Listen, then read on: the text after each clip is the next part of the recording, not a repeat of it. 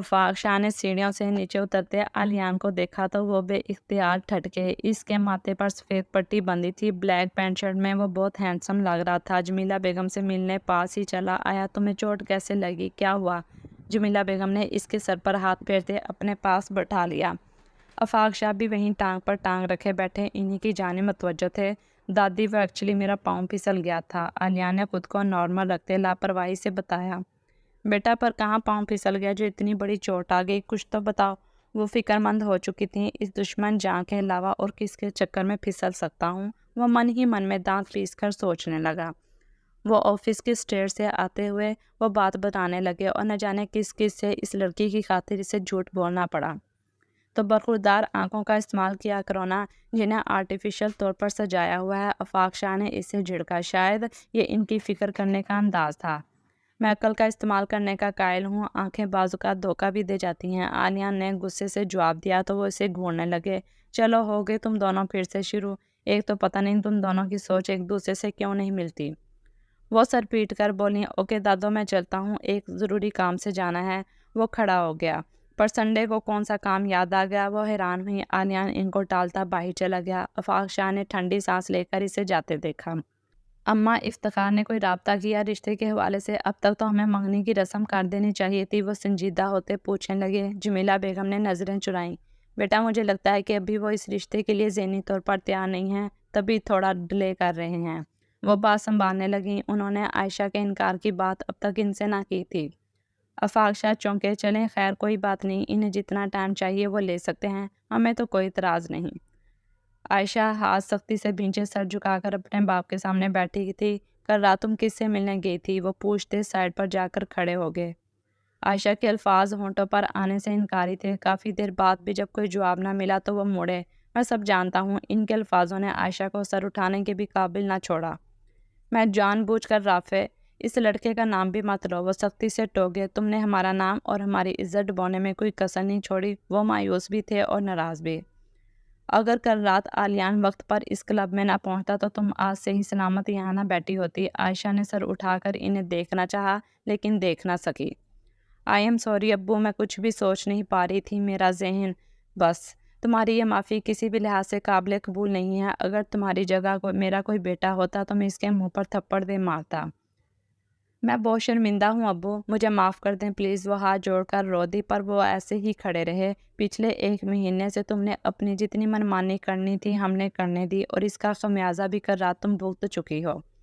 वो ठहरे और यह खामोशी आयशा की रीढ़ की हड्डी में सनसनाहट पैदा कर गई। इसे लगा जैसे अब इसकी ज़िंदगी का और मौत का फैसला होने वाला था। अब बस वही होगा जो हम चाहते हैं। मैं तुम्हें जल्द अज जल्द इस घर से रुखसत करना चाहता हूँ, क्योंकि जब तक तुम मेरे सामने रहोगी मुझे अपनी तरबियत पर अफसोस होता रहेगा। वो बेरुखी से बोलते इसे शर्मिंदगी में गर्क कर गए। कल शाम तुम्हारा निकाह बहुत सादगी के साथ अलियान से होगा, और मुझे पूरी उम्मीद है कि तुम मज़ीद कोई तमाशा नहीं करोगी। वो फटी आंखों से इन्हें देखती अपनी जगह से उठ खड़ी हुई। अगर आपकी खुशी इसी में है कि मैं इनसे शादी करके यहाँ से चली जाऊँ तो ठीक है, मुझे आपका फ़ैसला मंजूर है। वो बोल रही थी और बाई दरवाजे से कान लगाए हानिया, मशल और मारिया का मुंह खुला का खुला रह गया। बहुत अफरा तफरी के आलम में यह निकाह फिक्स कर दिया गया। आफाक शाह और जमीला बेगम को कोई एतराज़ ना था, मगर वो इतनी जल्दी में हैरान तो ज़रूर थे, मगर अपने दोस्त से पूछकर इसे शर्मिंदा करना इनको मंजूर ना था। आलियान की इस रोज़ के बाद से आयशा से कोई बात ना हुई थी, और ना ही आयशा इसका सामना करने का खुद में हौसला रखती थी। ठीक 2 घंटे बाद इसका निकाह था, तभी मशल और हानिया इसके पास चली आईं। मारिया शायद बाई थी। वो उदासी से बस ज़मीन को देखे जा रही थी। क्या सोच रही हो? मशल ने इसे बाजुके हज़ार में लेते पूछा। अपने सरताज की यादों में गुम है शायद, हानिया ने इसे छेड़ा, मगर वो तब भी चुप रही। आयशा, मशल ने इसका बाजू हिलाया तो वो चौंकी। आयशा, अगर तुम सर आलियान के हवाले से परेशान हो तो हमारा यकीन मानो, वो बहुत अच्छे इंसान है। पहले हम भी इनके ख़िलाफ़ थे, पर जिस तरह कल रात उन्होंने तुम्हें ढूंढ कर बचाया और फिर तुम्हें हॉस्पिटल लेकर गए, इनकी आंखों में तुम्हारे लिए फ़िक्र वाज़ेह थी। वो आने वाली ज़िंदगी में भी तुम्हें बहुत खुश रखेंगे, हानिया ने इसे समझाया। आयशा की आंखों में नमी आने लगी। वो क्यों इतने अच्छे हैं? आयशा ने बेबसी से पूछा। आयशा, वो राफे जैसे नहीं हैं, बिलीव मी, ये सब जो तुम दोनों मुझे अब समझा रही हो मैं बहुत पहले से जानती हूँ। पर पता है, इस रात मुझे सच में इनकी कदर हुई थी। आयशा ने इस निकाह के ड्रेस को हाथ से छूकर बताया। वो कैसे? वो हैरान थी। رافع اور علیان چا میں واقعی بہت فرق ہے۔ اس رات جب میں نے اس سر کے منہ پر تھپڑ مارا تو انہوں نے ایک لمحے کے لیے بھی مجھے بدلے میں کچھ نہ کہا اور میں انہیں برا سمجھتی رہی، پر جب میں نے کلب میں رافع کے منہ پر تھپڑ مارا تو وہ کسی درندے کی ماند مجھ پر حملہ آور ہوتا۔ مجھ پر اس فرق کو واضح کر گیا کہ وہ کیا تھا اور علیان چا کیا تھے۔ وہ زندگی میں پہلی بار ان پر فخر محسوس کر رہی تھی اور ہانیہ مسکرا دی۔ تبھی ماریا بھی اندر آ گئی۔ ایسے حالات میں بھی اس نکاح کے فنکشن کا ان تینوں کی وجہ سے اس نے بھرپور لطف اٹھایا تھا۔ رخصتی عائشہ کے فائنل تک پوسٹ پون ہو گئی۔ نکاح کے بعد بھی علیان اس کے سامنے نہ آیا تھا۔ اب تو عائشہ کو اس کی خاموشی بہت کھلنے لگی تھی۔ آخر ایسی بھی کیا ناراضگی؟ ابھی وہ نماز پڑھ کر کمرے سے باہر نکلی تھی کہ اپنی والدہ کی بات پر سٹپٹائی، پر میرا جانا ضروری ہے کیا؟ جبکہ زہرا بیگم ہاتھوں میں ڈریس اٹھائے سیڑھیاں چڑھتی جا رہی تھی۔ انہوں نے خاص کر پوری فیملی کو انوائٹ کیا ہے تو انکار کی گنجائش نہیں ہے، اور ویسے بھی اب تو رشتہ داری کا معاملہ بھی ہے۔ زہرا بیگم نے اس کے کمرے میں داخل ہوتے ڈریس رکھ کر نرمی سے سمجھایا۔ امی ہمیشہ میرے بارے میں ہی گنجائش کیوں نہیں نکلتی؟ عائشہ نے غصے سے پوچھا۔ وہ کھلی ٹی شرٹ اور ٹراؤزر پر دوپٹہ اوڑھے رف سے ہولیے میں بے چین کھڑی تھی۔ اگر ابھی سے تم یہ حرکتیں کرو گی تو خواہ ان کو برا لگ جائے گا، اور وہ کیا سوچیں گے؟ تمہارے ابو کو پتہ چلا تو وہ الگ ناراض ہوں گے۔ انہوں نے اسے بیزاری سے گھور کر سمجھایا، پر میں نہیں جاننا چاہتی۔ انکار کی وجہ کیا ہے؟ انہوں نے مڑ کر سختی سے پوچھا۔ میری طبیعت خراب ہے اور سر میں درد ہے۔ عائشہ نے بوکھلاہٹ میں جھوٹ بولا تھا۔ اب وہ کیسے بتاتی کہ اس کی جان یہ سوچ کر فنا ہو رہی تھی کہ اگر وہاں اس کا سامنا سر علیان سے ہو جاتا، جو کہ اب اس کے شوہر کے رتبے پر فائز ہیں، تو وہ کیا کرے گی؟ اس نے جب سے انہیں تھپڑ مارا تھا وہ تب سے ان کا سامنا کرنے کی ہمت نہیں کر پاتی تھی۔ نہ جانے اب تو وہ اس کا کیا حشر کرتے، اسے سوچ کر بھی خوف آ رہا تھا۔ میں ملازمہ کے ہاتھ دوائی بھیج رہی ہوں، اسے کھا لو اور یہ ڈریس پہن کر تیار ہو جاؤ۔ جمیلہ بیگم کو بہت اچھا لگے گا، اگر تم بھی ساتھ چلو گی تو ان کی خوشی میں اضافہ ہو جائے گا۔ وہ اسے پیار سے سمجھا رہی تھیں۔ عائشہ نے ان کے مسلسل اصرار پر ہتھیار ڈال دیے۔ سارے ارینجمنٹس ہو چکے تھے۔ جمیلہ بیگم کے لیے اس نے باہر گارڈن کا سارا ایریا ڈیکوریٹ کروایا تھا۔ وہ خود بھی تیار ہو چکا تھا۔ آفاق شاہ ابھی تیار نہیں ہوئے تھے، سب ملازم کاموں میں مصروف تھے۔ وہ عائشہ کے بارے میں سوچنے لگا۔ وہ سوچ چکا تھا اب وہ اسے گن گن کر بدلے لے گا، کیونکہ اسے ہرگز بھی اتنی آسانی سے معاف کرنے والا نہیں تھا۔ اب بس اسے اس کا انتظار تھا۔ جبھی جمیلہ بیگم کی آواز پر وہ مڑا، جو سفید غرارہ اور قمیض پہنے بہت پیاری لگ رہی تھی۔ وہ بزرگ ضرور تھیں مگر ان کے جذبے جوان تھے۔ ہر سال یوں ہی ان کی سالگرہ منایا کرتا تھا۔ ارے واہ دادی، آج تو غضب ڈھا رہی ہیں آپ، علیان نے جان بوجھ کر انہیں شرارت سے چھیڑا۔ ارے بیٹا، اب کیا میری عمر ہے غضب ڈھانے کی؟ وہ تو بس اس سوٹ میں جچتی ہوں میں، کیونکہ یہ تمہارے مرحوم دادا کی پسند کا رنگ ہے، انہوں نے ہنس کر بتایا۔ کس کا انتظار کر رہے ہو تم؟ کیا کسی نے آنا ہے؟ انہوں نے اسے بار بار باہر جھانکتا دیکھ کر چوری پکڑ لی۔ علیان سٹپٹایا۔ اس سے پہلے وہ کچھ بولتا تبھی گیٹ کھلا اور ایک کار اندر داخل ہوئی۔ گاڑی کی آواز پر انہوں نے مڑ کر دیکھا۔ افتخار ملک اور زہرا گاڑی سے نکلتے ہوئے مسکرائے۔ جمیلہ بیگم حیران تھی۔ تو اب بتائیں اماں، کیسا لگا آپ کو ہمارا سرپرائز؟ افتخار صاحب نے خوشی سے اندر آتے کہا۔ ارے بہت اچھا کیا تم لوگ آئے، آج تو رونق ہی ہو گئی۔ جمیلہ بیگم نے آگے بڑھتے انہیں پیار کرتے کہا۔ سالگرہ مبارک اماں جی۔ زہرا بیگم ان کے گلے لگیں۔ تبھی علیان کو پولیس اسٹیشن سے کال آ گئی۔ وہ اسے اٹینڈ کرتا اندر چلا گیا۔ عائشہ نے اپنے ڈریس کو سنبھالتے قدم گاڑی سے باہر نکالے، تبھی اس کے کانوں میں ایئر فونز لگے تھے، جو کہ بال کھلے ہونے کے سبب کسی کو نظر نہیں آ رہے تھے۔ سفید رنگ کے فراق میں وہ بہت پیاری لگ رہی تھی۔ ابھی تک اس کا علیان سے سامنا نہیں ہوا تھا۔ کیک کٹنے سے پہلے وہ گارڈن میں داخل ہوا، پر عائشہ کو دیکھ اپنے ازل رویے میں پھرتا رہا۔ یہ سب اس کے ہی پلان کا حصہ تھا۔ اس نے ہی جان بوجھ کر ان کی فیملی کو اس فنکشن پر انوائٹ کیا تھا تاکہ عائشہ یہاں آئے۔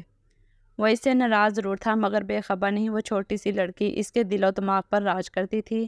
عائشہ نے کیک کٹتے وقت علیان سر کی جانب چور نظروں سے دیکھا، مگر وہ تو جیسے اس سے بالکل بے نیاز تھے، اور یہ بے نیازی اور خاموشی اسے بہت تکلیف دے رہی تھی۔ کیک کٹ چکا تھا، تحفے تحائف کا سلسلہ بھی شروع تھا۔ سنو عائشہ، سر علیان تمہیں ابھی تک کہیں نہیں دکھے کیا؟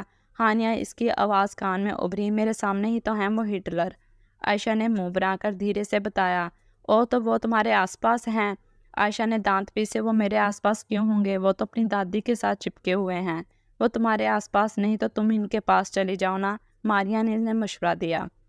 دیکھو یہ مذاق کا ٹائم نہیں ہے، میں ان کے گھر میں ہوں، ڈینجر زون، سمجھی؟ عائشہ نے اسے جھڑکا۔ اب تو خیر سے یہ ڈینجر زون ہی تمہارا سسرال ہے۔ مشل نے مذاق کیا۔ اچھا سنو عائشہ، وہ کیسے لگ رہے ہیں؟ ہانیہ نے مزے سے پوچھا۔ مجھے کیا پتا، میں کیا انہی کو دیکھ رہی ہوں؟ عائشہ نے بھرپور نظر ان کی ڈریسنگ پر ڈالتے جھوٹ بولا۔ تم اب دیکھ لو، خیر سے وہ تمہارے سرتاج بھی ہیں۔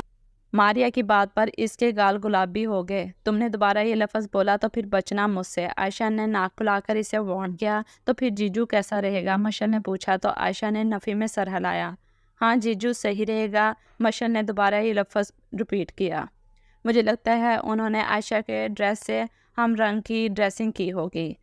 ہانیہ نے دوبارہ وہی شوشہ چھوڑا تو عائشہ نے جل کر سر علیان کی جانب دیکھا جو بلیک ٹو پیس میں بہت پیارے لگ رہے تھے۔ ان کے ہاتھ پر بندھی واچ دور سے ہی لشکاریں مار رہی تھی۔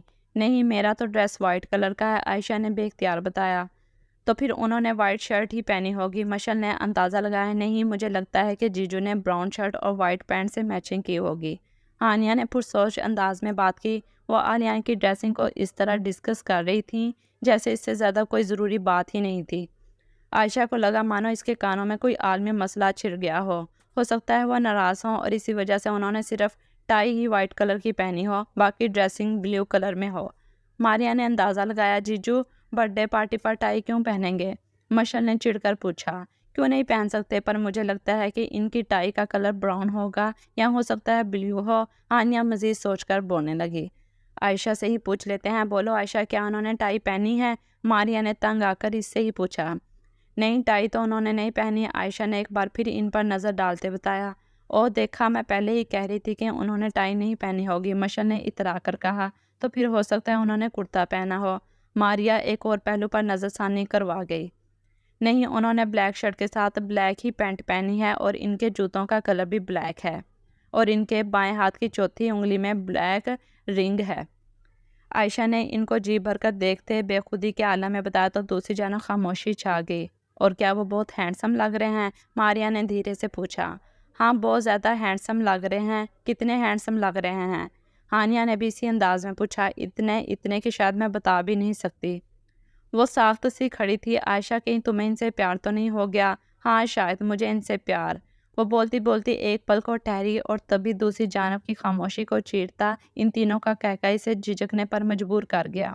عائشہ، ابھی تو تم کہہ رہی تھی کہ تم انہیں دیکھتی ہی نہیں اور کیسے گور رہی ہو؟ ہانیہ نے اس کو چھیڑا۔ تم تینوں ایک نمبر کی چلاک لومڑیاں ہو، جان بوجھ کر مجھے پریشان کر رہی ہو۔ وہ سرخ چہرے سے ان کو کوستی ہوئی کچن میں داخل ہوئی۔ وہاں کوئی نہیں تھا جو اس کی بات سنتا۔ وہ بڑبڑا رہی تھی اور وہ تینوں سن رہی تھی۔ تو جیجو کی فکر ہو رہی ہے تمہارے؟ یوں آنکھیں پھاڑ پھاڑ کر دیکھنے سے کہیں انہیں نظر ہی نہ لگ جائے، مشل نے آنکھیں مٹکاتے کہا۔ بیچارے جیجو نے اسے دنیا جہاں کی معصوم سمجھ کر شادی کی ہوگی اور اب انہیں جب معلوم ہوگا کہ تم اندر سے ایسی ہو تو ان کے دل پر کیا بیتے گی۔ ایک تو تم انہیں جیجو اور بیچارہ کہنا بند کرو اور دوسری بات، تمہارے کہنے کا کیا مطلب کہ میں ایسی ویسی کیسی ہوں؟ ان کو سرعام تاڑنے والی ماریا نے ہنسی ضبط کرتے کہا تو عائشہ کے اس الزام پر ہاتھ پاؤں ہی پھول گئے۔ تم نہ تینوں بہت بدتمیز ہوتی جا رہی ہو۔ مجھے تم لوگوں کی کوئی ہیلپ نہیں چاہیے۔ بہت غلط کیا میں نے تم تینوں کو فون ملا کر۔ میں خود ہی دیکھ لوں گی انہیں۔ ہاں تو ہم بھی وہی کہہ رہے ہیں کہ جی بھر کر دیکھو انہیں، وہ تمہارے ہی ہیں۔ ہانیہ نے پھر بھی باز نہ آتے ہوئے مزے سے کہا تو عائشہ نے جھلا کر کال ہی ڈسکنیکٹ کر دی۔